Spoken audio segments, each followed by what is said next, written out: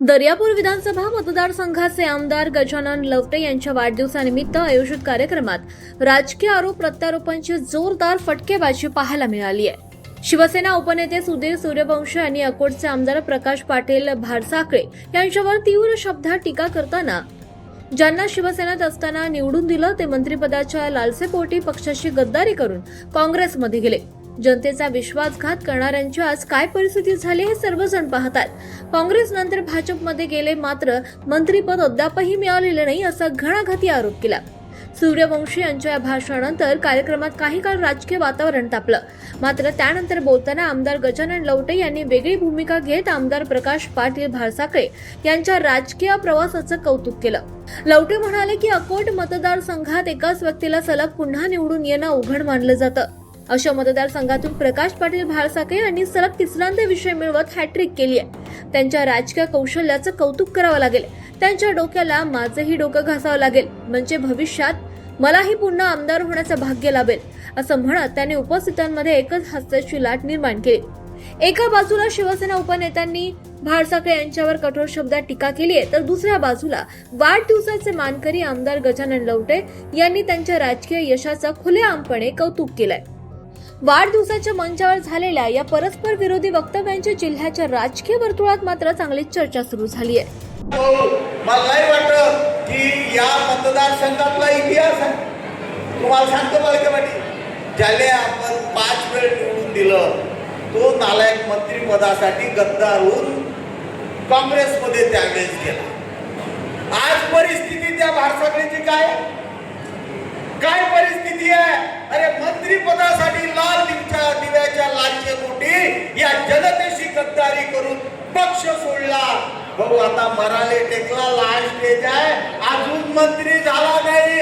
आता काँग्रेस, आता भाजप, हे या प्रकाश भाऊ उदाहरण दिलं भारसाकळेचं।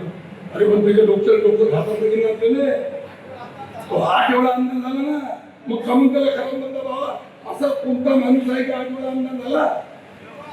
अकोट मतदारसंघाची अशी परिस्थिती आहे, तुम्ही तो बसले ते कोणाले की एकटा आमदार करतात, दुसऱ्यांदा आमदार करतात। आमचे कराळे कामाभाऊ एकटा आमदार झाले, नंतर त्याला अकोट मतदारसंघात निवडूनच दिलं नाही। रामदासजी बोडके एकटा आमदार झाले, त्यांना दुसरून निवडूनच दिलं नाही। तिसरे आमदार झाले होते संजय भाऊ गावंडे, त्यांना निवडूनच दिलं नाही दुसरून। आणि हा मात्र तो आहे आमचे गुलाबराव, माझे क्रीडा मंत्री होते, तेही एकच वेळा निवडून आले गुलाबराव गावंडे, आणि नंतर त्यांनाही त्या मतदारसंघात निवडून दिलेलं। पण या माणसाला हॅट्रिक केली तिथे। जर त्या माणसाच्या डोक्याला घासलं असेल कधी, आता ट्रेनमध्ये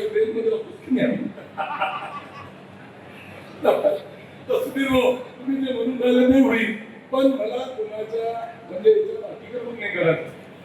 अंकुश भाऊ तुम्ही म्हणता, पण मला अतिक्रमण नाही करायचं। जोपर्यंत माझा हक्क आहे, अधिकार आहे, जोपर्यंत हा मतदारसंघ राखीव आहे, माझा अधिकार तो कोणी होऊ शकत नाही। आणि ज्या वेळेस जर ओपन झाला तर स्वतः ही उमेदवारी देण्यात जाईल, त्याच्या संगी राहील। एवढं काही हक्क नाही आपण ते जो एवढे हात जोडून राहिले, जसं काही आता अरे राखीव व्हायचं आहे ना बाबा, अरे तुम्ही राखीव निघायचं आहे, ओपन व्हायचं आहे, प्रतिकूल बरोबर आहे की नाही? आणि मी बरं राहिलं राखीव, कोणत्या काम राहून राहिलं तुमचे? हा कोणत्या माणसांना तुम्हाला देऊन दिलं मी? मग काहीच माना नाही, देवा प्रार्थना करा, त्याला आमच्या बरोबर आहे राखीव।